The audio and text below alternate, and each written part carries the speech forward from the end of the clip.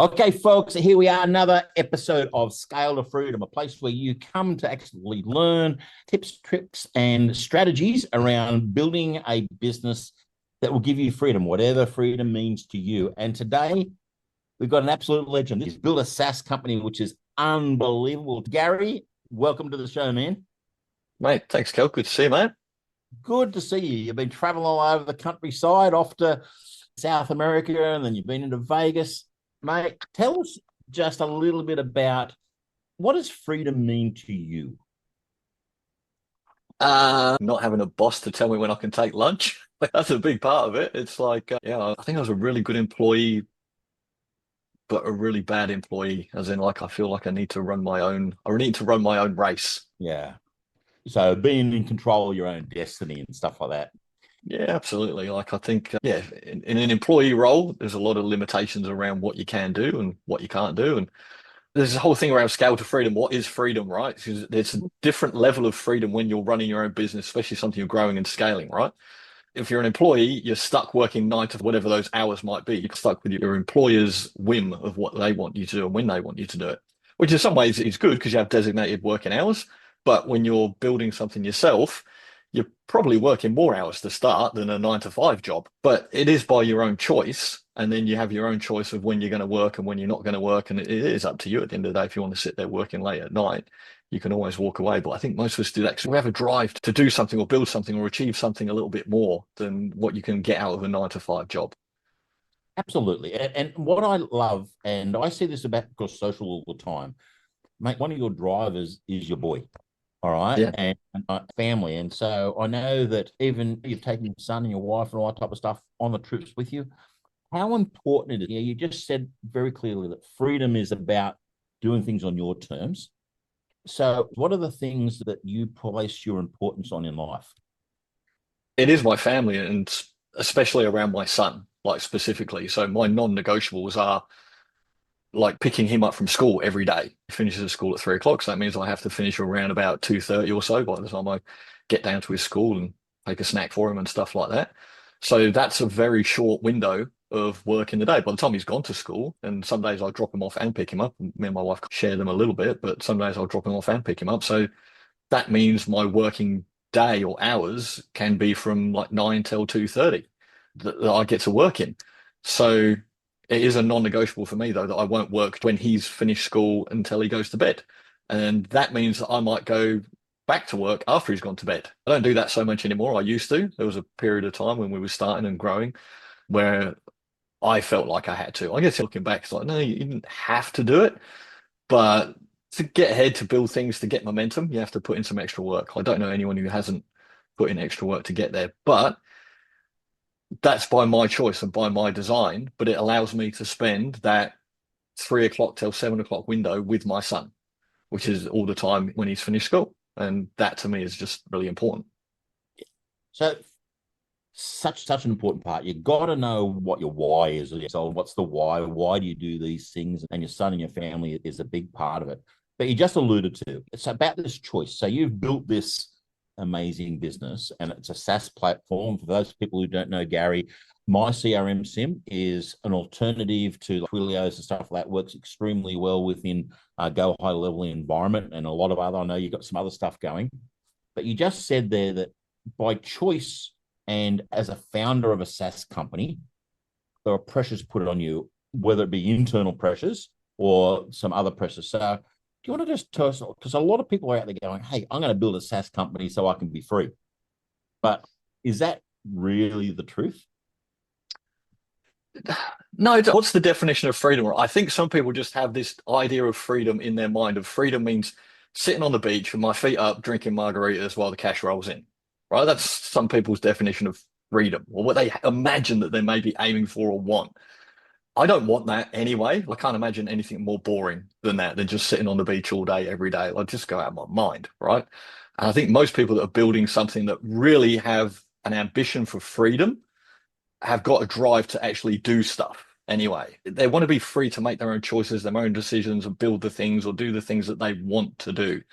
Mm. So you got to define whatever that freedom thing is for you anyway. And for me, It is the freedom to make my own choices, my decisions. Do I want to do this? Do I not want to do that? Why am I doing this? Why am I spending these extra hours? I worked a ton of hours when we first launched. Don't do that anymore. But yeah, it's that decision. And then the pressures that get put on you, a lot of it is really internal pressures from yourself. I always just want things to be as good as they can be. And particularly, I could talk about our system. What I really want and why I started our platform is because I wanted the system that I wanted.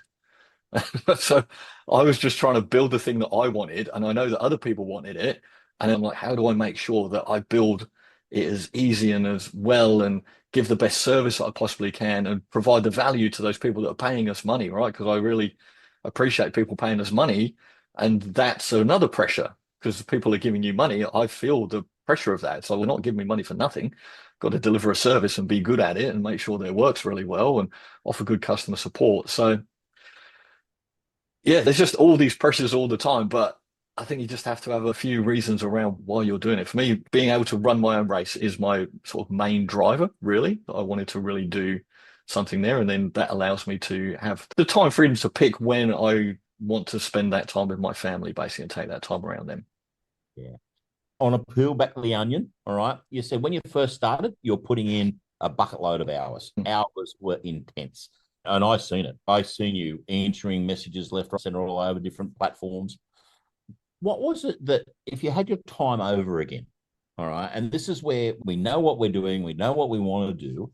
If you had your time over again, would you have done anything differently?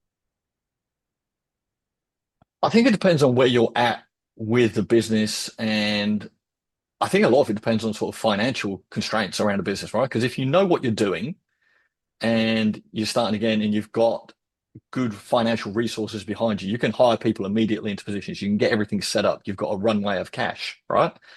So if I was to set things up again with the finances not being as tight, then I would hire people and put people into positions earlier.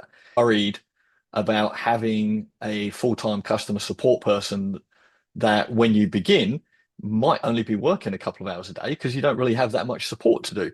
But you are actually better off hiring that person really early and having them sitting there. But financially, maybe you can't afford it. So you end up doing those couple of hours a day for support. I did. We didn't really have the resources to hire a full-time person and put them in that role. Then I was like, oh, well, it starts out, it's easy. It starts out as only 10 minutes a day. It's really easy. But then that slowly creeps up. And then you get to that couple of hours a day and you're like, oh, this is too much of my time, but there's not enough for a full-time person. You can't hire a part-time person to do it. So yeah, just understanding where you would scale, where you would put the resources in. So I guess if I was to start again and I had more resources to do it, I would do it slightly different and hire people earlier. But Mm. if you're bootstrapping things, which is what I was doing, because part of it as well was like we did this out of it wasn't like some grand scheme plan of we're going to do this. It was hey, this is what I want. I'm going to build it and see if other people want it and like it, and they did, fortunately, and picked it up. So I didn't have a goal exactly of how many customers I was going to get, what revenue we were going to get to exactly. So I didn't have all those things in place, and then therefore I didn't have a financial plan to put the resources in place that would run around that. So we were just building it and making it up as we went along. But that's the entrepreneurial journey, isn't it? Yeah, Really, it's like, I'll just make this up and I'll jump off the cliff and I'll build the plane on the way down. 100%, 100%. So yeah, to answer your question, would I do it differently now if I started something or the same similar things again? Yes, I would, because I've got different resources I could put and allocate to things, and also a much wider network of people and things that I Mm. could tap into, which has come over the last couple of years as well. But I don't regret anything that I did because you have to tread a path that you don't know to get to a place where you can know these things. Because if I went back 2 years, just under 2 years when we started it, I didn't know all the things that I know now. And I didn't understand the ways to manage the team and how to train them properly in the way that I do now. So I couldn't have done it any differently 2 years ago. And I think hindsight is a great thing. All right. You get there and you go, gee whiz, I would have done that differently. But at the time, you just don't know. And that's one of the key things that I think a lot of people don't think about when they're scaling. They underestimate or they don't know exactly how far they can go. Because I know from your perspective, myCRMsim was a great idea. You built it for yourself. You built it just to make things differently and you wanted to control some stuff yourself. And then you've seen the opportunity and you went for it.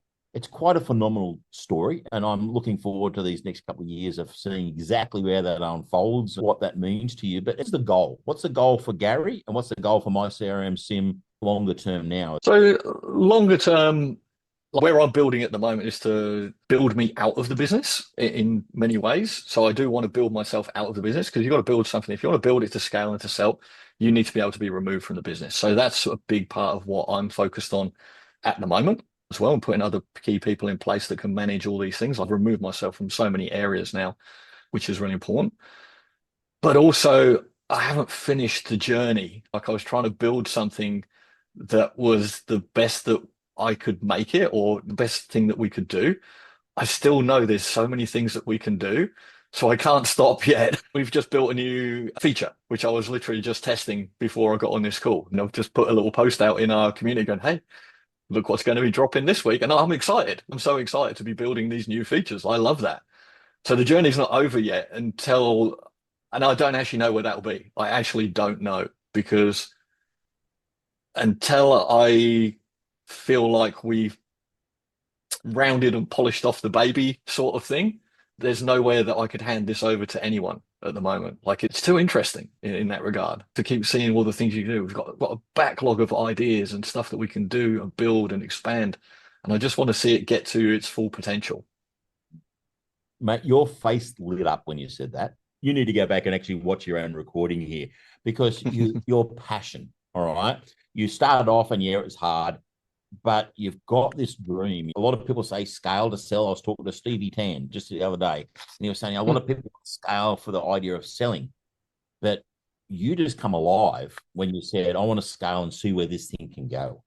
And sometimes just having that as the sense of scale and the freedom you get from empowering some other people and helping people and seeing all those ideas come to reality, now you're in a position of you're free now to explore and expand and to really make a difference.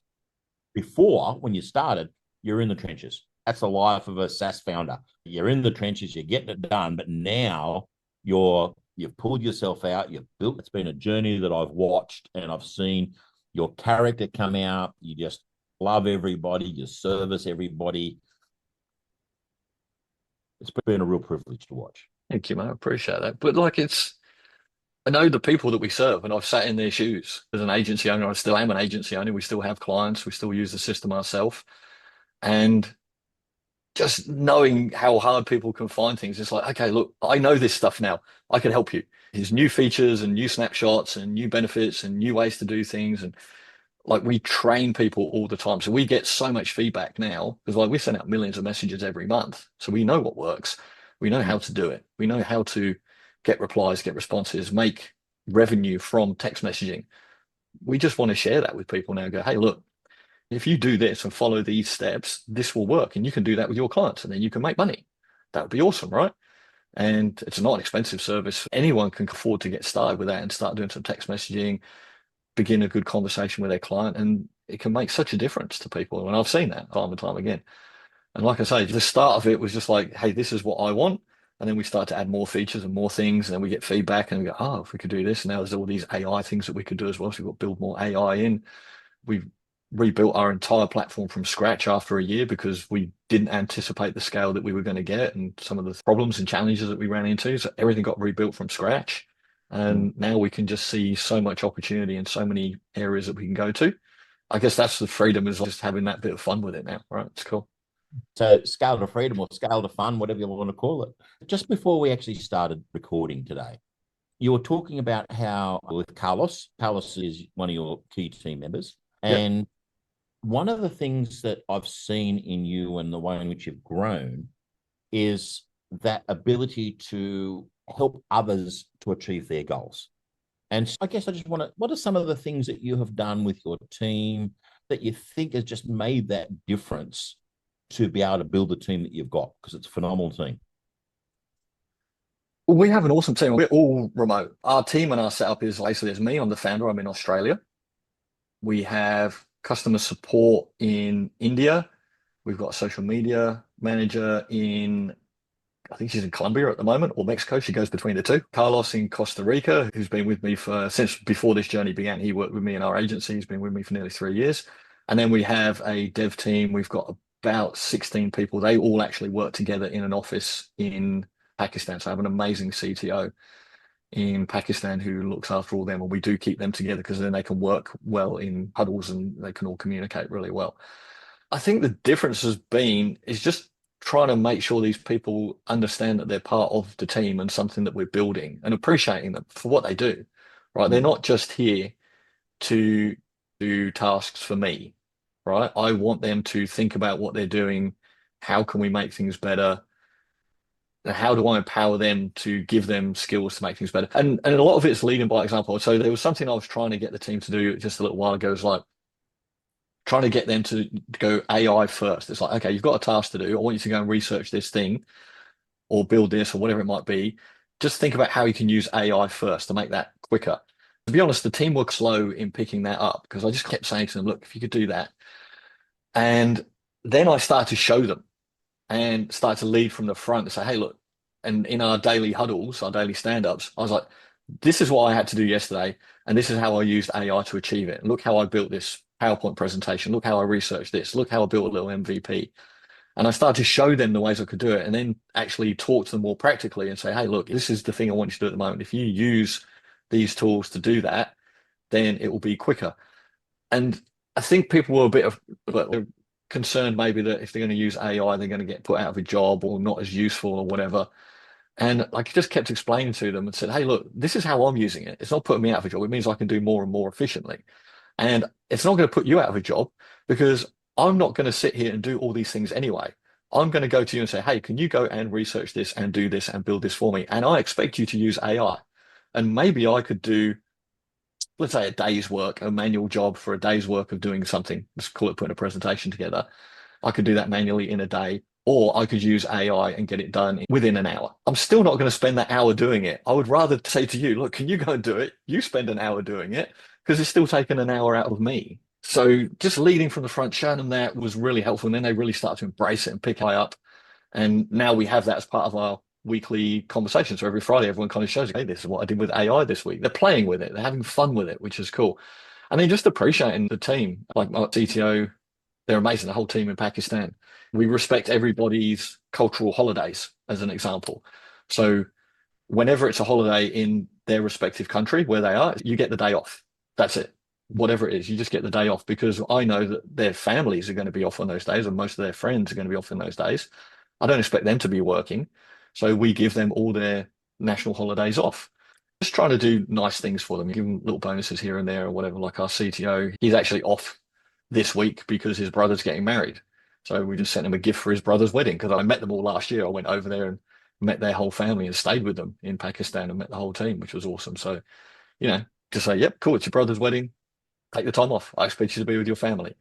And respecting the fact that people have got lives outside of work is really important too. They're actually coming in as employees at the end of the day and doing the 9 to 5, but I want them to have a nice 9 to 5 and remember that they've got a life outside of that, which is really important to them. They're coming to work to earn some money and they should enjoy that money in their time outside of it. Yeah, that mate, just brilliant. And as I said, I know you've just been to Vegas, all right, and took Carlos across there with you. Had a good Gary. Look, I just want to ask you this one final question. If you were to give some sort of advice to some of the listeners, if they were wanting to scale to freedom, understanding we all know that freedom means something different to everybody else. If you could give one piece of advice about your journey so far, a 2-year journey, and how you've achieved what you've achieved, what's just one tip that you could actually give to people? And I would ask them to ask themselves this question and say, what is it you're willing to give up to get what you want? And someone asked that question at a seminar that I was at when I was 6, 8 months into this journey. And it really made me think. And I was already giving up things then, like sleep was a big one. I was giving up, right? Because I was still determined at that time when we were launched and growing, I was still sticking to that 3 o'clock pickup for my son. Once he'd gone to bed, I would go back to work. And then at that time, that might mean me going back to work from 8 o'clock till 2 o'clock in the morning. And then I'd still be getting up at 6 o'clock. So I'd be having like 4 hours sleep, getting up at 6 o'clock, doing breakfast, walk the dog, get him ready for school. He goes off to school. I'd work 9 till 2:30 again, whatever.